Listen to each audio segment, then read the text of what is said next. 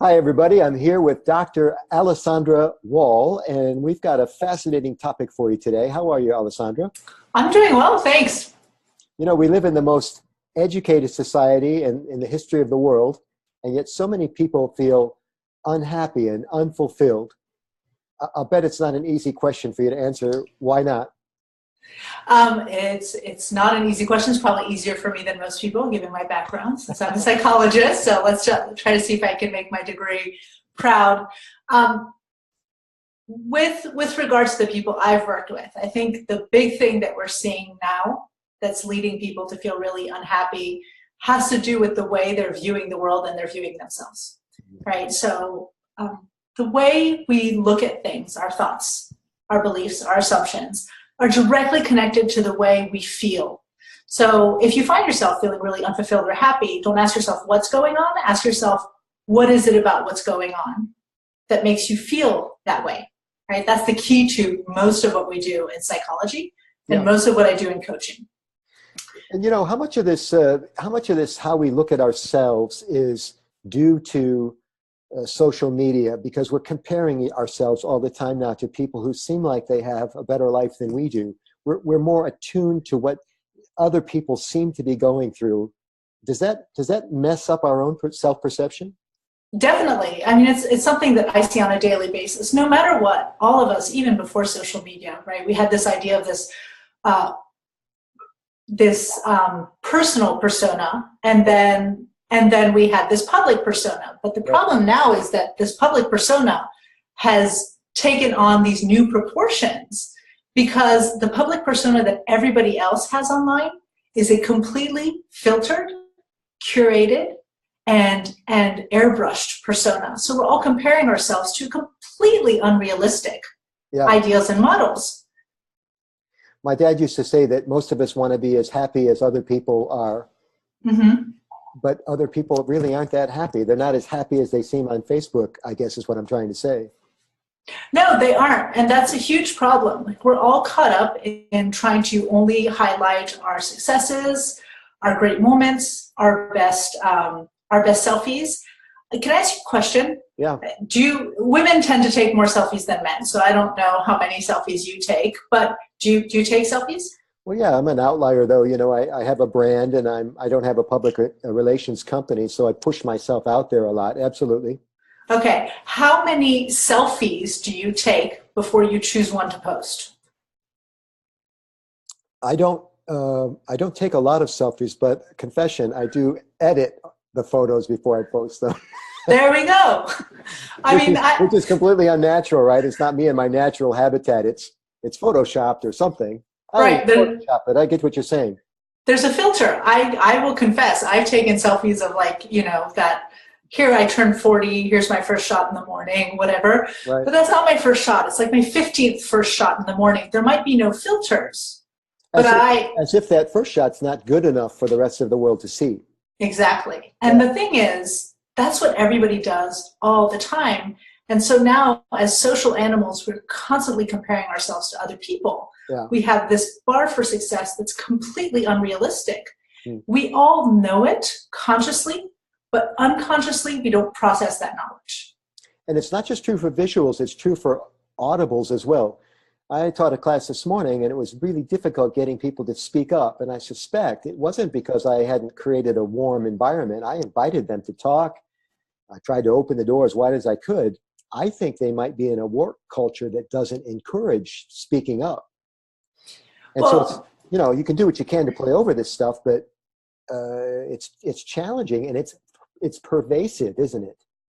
Yeah, I mean, think about, this is one of the things that I've been dealing a lot with, both in my coaching clients and in my patients, as I see more and more millennials and now Gen Z coming in. But they're in a culture where a lot of communication is online. And online is really easy to write a lot, to write anonymously. Yes. And in doing that, to be able to voice thoughts in a way that can be incredibly inflammatory. So there's huge risks in talking, because anytime you say something that isn't approved of by everybody else, you really run the risk of being destroyed socially Hmm. online, and that carries over onto our behavior in person with people.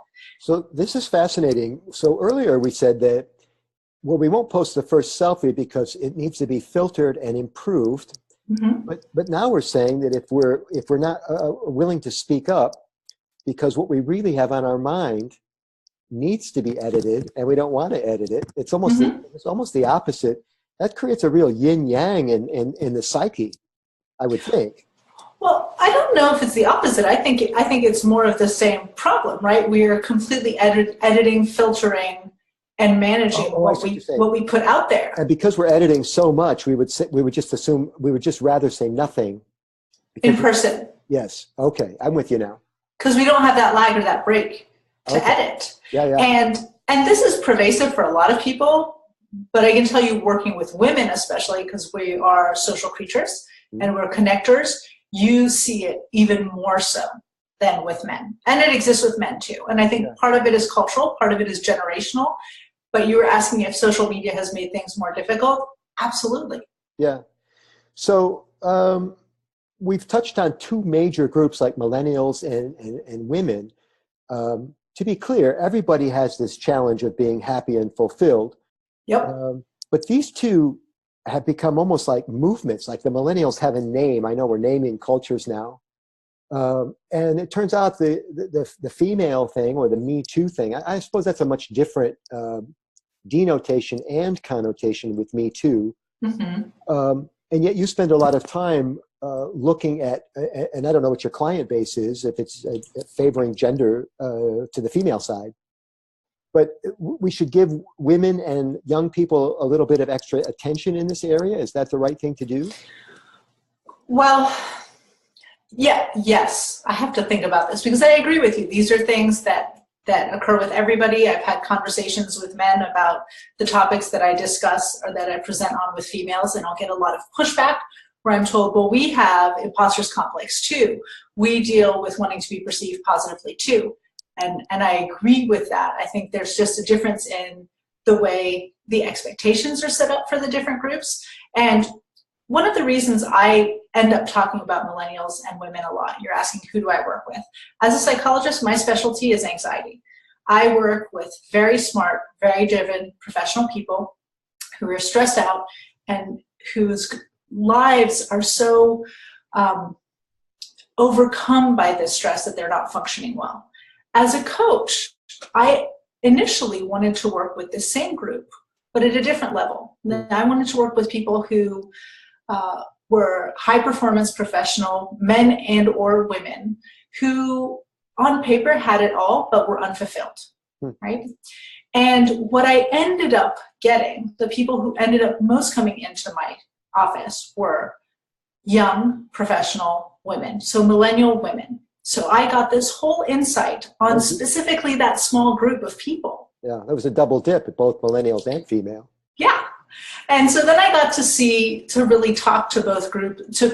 I got to get the perspective on both groups and kind of understand what were some of the primary roadblocks that they faced. And again, the big ones I saw were what you just talked about, this inability to speak up, to say what you mean what you say, and this inability to be heard, right? So we had these groups of people who really struggled to be honest and open. Half of it was because they struggled to define what their own needs were, and therefore they were pursuing things that didn't necessarily fulfill them in the right ways. The other part of it was because they didn't feel that they could speak up.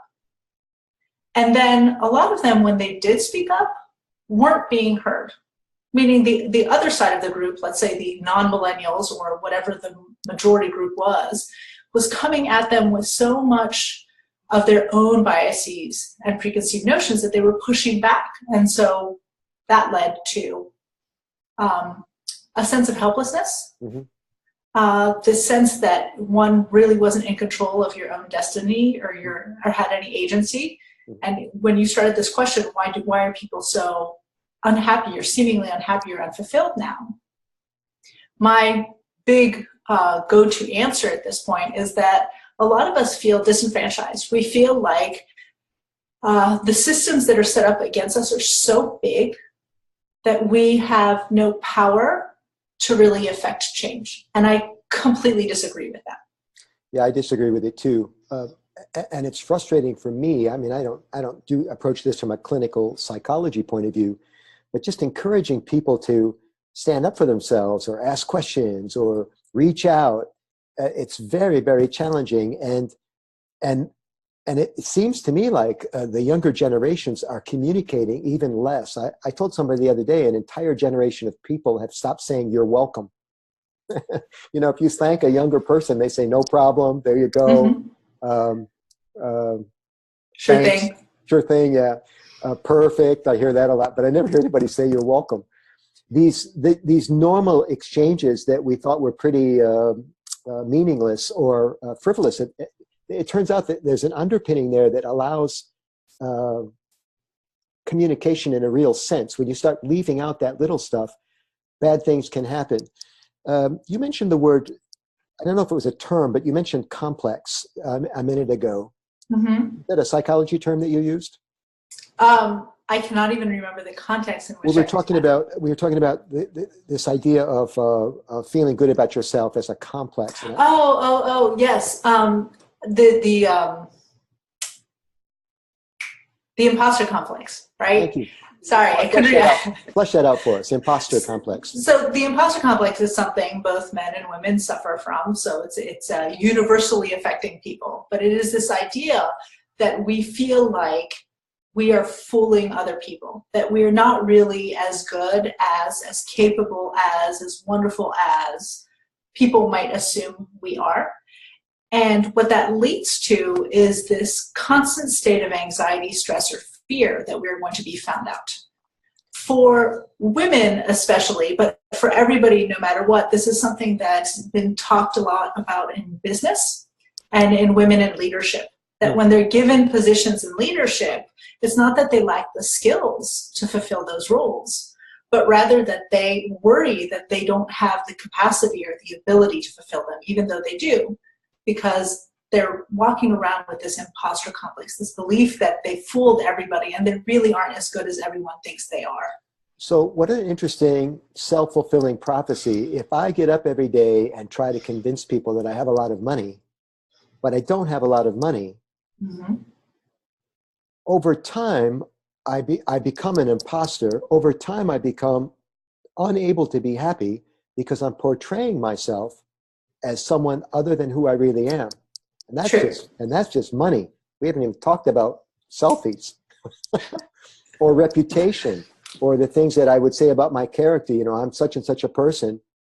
My big thing now is all these people that are hyper patriotic, but they can't name their senators, you know. Right. So we're pretending to really care about the country, but we don't know jack about politics. So there's a little bit of that going on too. Let's talk about anxiety. I assume there are all kind of clinical terms about anxiety from low level to high level anxiety. Could you give us an idea about low level anxiety compared to a high level form of anxiety, just for conversational purposes? Sure. So one of the things I remind people all the time of is that being anxious, being nervous, being stressed, that these are normal and healthy things. Stress is normal. Stress is normal. Stress is healthy. Yeah. Without stress, you don't grow, right? Without stress, you don't become better. So, but there's a difference between experiencing stress, right? Because the environment is pushing against you, and responding to that stress or that stressor, which is normal and healthy, right? And being stressed out all the time such that you are constantly worrying about performing, fitting in, doing well enough, failing other people. Yeah. When you see that level of worry show up nearly consistently, like every day, much of the time during your day, to the point where it starts to affect your ability to function. Like you're tired all the time, you don't want to go hang out with people, you wake up in a state of anxiety. Now we're talking about clinical anxiety and clinical stress. And we could be talking about other forms of manifestation, like not just sleeplessness, but skin breaks out, jitters, overeating, over-medicating. And just to let our listeners know how serious this problem is and how it almost has no boundaries, this little thing that we're talking about, the opioid crisis is linked to some extent, I mean, I think there are people who are in legitimate pain, Alessandra, who probably need painkillers. But we know that it's really out of control now, right? We've got people in mid-level anxiety taking pain medication. Is that possible? Yeah, because if you think about what most opioids do, if people react to them properly, like I'm one of those people, I just had shoulder surgery. Oh, You give me an opioid and it makes me itch. It's unpleasant. I don't like it. But for people who don't have those kinds of reactions, it numbs you. yeah. Right? Opioids don't make you happy or anything like that. They just numb you such that you don't care about things. So there are people who might have been prescribed opioids for a legitimate reason, a surgery, something like that, but then they realize that the effects can be used for other things, like I need to fall asleep and I haven't been able to sleep for hours, or I'm constantly worried I need to go into this meeting and not feel my heart racing, right? And so now people are medicating for different reasons, but it's not just opioids. If you consider alcohol, you know, the idea of I need to take a glass of wine every night to unwind makes no sense to me. If you need to take a glass of wine every night, and we're not talking about somebody who has alcoholism or anything else, but you need to take it, then what you're saying is that there's an underlying problem that isn't being addressed every night. You're just medicating it. You're covering it. You're treating symptoms, not the problem. Right. Right? We do with coffee too. Right? People are chronically sleep deprived, so they take coffee to manage. And by the way, I consume those two things, coffee and wine. Yeah. Well, I think it's a matter of degree, right? So we opened this part of the conversation talking about the degrees of anxiety. And so would you say that neuroses, does everyone have neuroses, or is that an extreme form of anxiety that a lot of people don't have? Well, it's interesting because it's not a term I hear very often anymore, the term neuroses. But everybody has things that they worry about. Everybody has insecurities. Okay. I think that's a term that people are more familiar with at this point and probably comfortable with. So everybody worries. Most people, I'm sure there's some people out there, the vast majority of people have things that they feel insecure about. And those things impact how we feel on a daily basis, how we show up at work, and with the people we love. But when it starts to take over your life, when you wake up and feel crummy all the time or start hating yourself, now we're talking about something that's clinically relevant. Okay. So let's say we've got a bunch of people listening that want to be more successful. They want to work around disabling forms of anxiety. They want to be happier and more fulfilled. What are some simple, and I realize therapy is probably some sort of a long-term iterative process is best for them. But if you had to short form it for the purpose of some quick advice, what would you suggest? That's one of my favorite questions, actually, because there are tons of things you can do, right? So the first thing to remember is what you and I agree on, which is that we are each capable through our daily actions and choices of making a huge difference, of creating the change we want to see in the world or in ourselves. So yeah, therapy is wonderful and some people need it, but most people can benefit from a lot less. One of the things I love convincing people to do, and if you try it at home, you'll see it will be very hard in the beginning. I promise it works over time, is this thing I call the art of nothing. So it's rediscovering the art of sitting around and staring into space. Do you remember what that was like when you would sit on a front porch and then watch the world go by, or sit around somebody's kitchen table without TV or something going on and just chat? Oh, as a kid, it was painful because it was boring, right? But now it smacks of, in a way, it smacks of yoga or meditation, doesn't it? This stillness. It's a luxury nowadays because we're constantly bombarded with information and with noise. This information sometimes is the things we believe the world tells us we need to be. Sometimes it's the way we try to distract ourselves from our own stresses, when what we need, what the human brain needs, is the ability to disconnect. So this first step, like this initial magic bullet, and it's a little bit of that, try practicing 2 minutes a day of sitting and doing absolutely nothing. Not meditating, not deep breathing, not listening to yoga or music, but literally like sitting down. I do this with my patients in my office. I have a front stoop, so I sit them outside on the front stoop for 5 minutes. Yeah. They get so anxious initially, and they'll tell me. And they'll catch themselves, and they'll catch how ridiculous it is to be anxious about not doing anything. So if the idea of sitting around and doing nothing freaks you out, you know you have to do it more than anyone else. That's great. Right? And there are plenty of ways to do this. I did this talk in London, and everybody laughed when I said this. And I told them, you laugh because you know it's true. I said, so for example, when you go to the loo, we were in London, when you go to the loo, leave your phones at your desk. And everybody laughed, and I'm like, because you know you take your phones to the bathroom with you, right? Just monotasking going to the bathroom, or when you turn the microwave on, not washing dishes or checking your phone or doing something else, just be for a few minutes. Over time, two will turn into 5, will turn into 10, and you'll notice your anxiety level drops significantly. So this is us making choices. This is us taking ownership of our own thoughts, emotions, and behavior. But here's the thing, and here's what I think is going to be really hard for a lot of people is there are a lot of people working against us on this plan. Have you ever tried to find a restaurant that didn't have a television in it? Yeah, that's why I go sit outside at restaurants. Yeah. So society has set us up to not be this type of person, this type of anxiety-free, stress-free, to the extent that it's reasonable to say that. And that's why it takes focus and maybe help from somebody like you.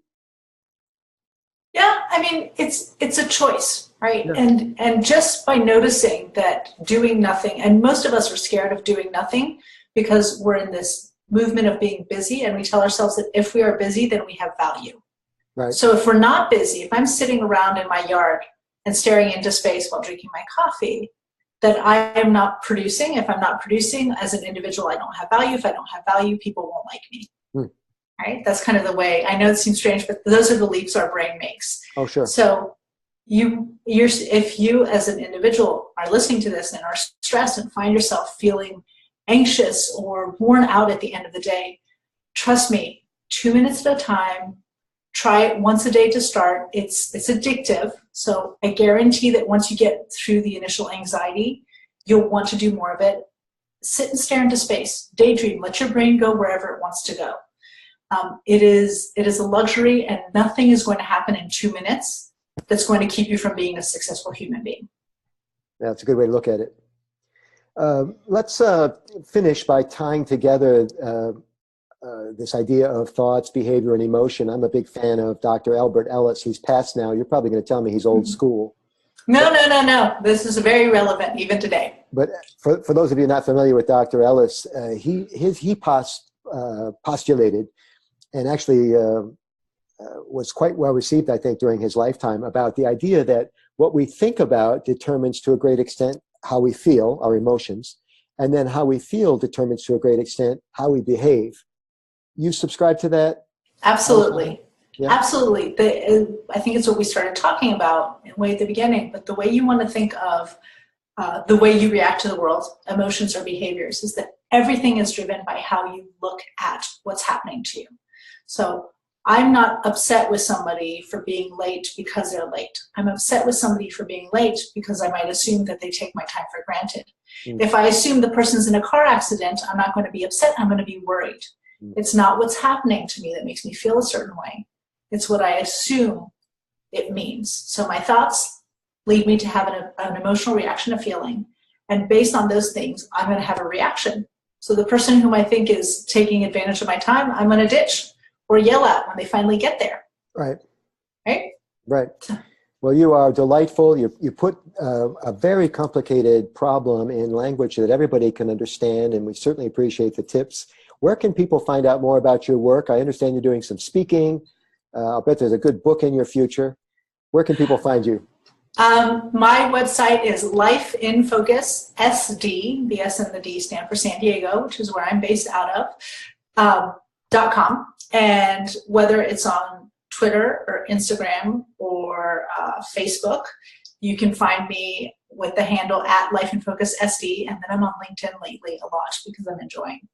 Well, no wonder you like to go outside on the porch for 2 minutes. It's beautiful weather in San Diego. We can't say that about every place in the country. I certainly appreciate your expertise, Doctor, and you are a delight to have on the podcast. Let's visit again sometime if you feel like we might be able to help some more people. I would love it. Thank you very much for having me and for letting me talk about some of my favorite topics. Dr. Alessandra Wall, everybody. Find out more about her at lifeinfocussd.com. Thank you, Doctor. Take care.